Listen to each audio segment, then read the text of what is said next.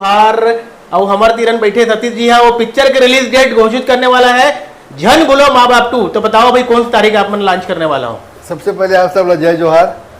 तो पिक्चर अलावा तो मजदूर दिवस के दिन 1 मई 2026 के। अच्छा, ये तारीख कावर चुने हो आप मन?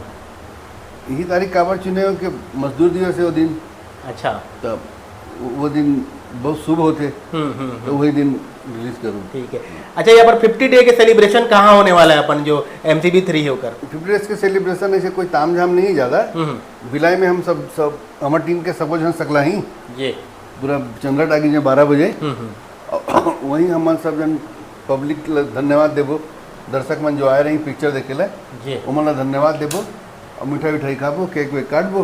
तो हमारे टीम के हमारे फिल्म के जो टीम है छैया भुइया 3 के टीम है वो सब जना ही और सब जनला मोर निमंत्रण है। ठीक है।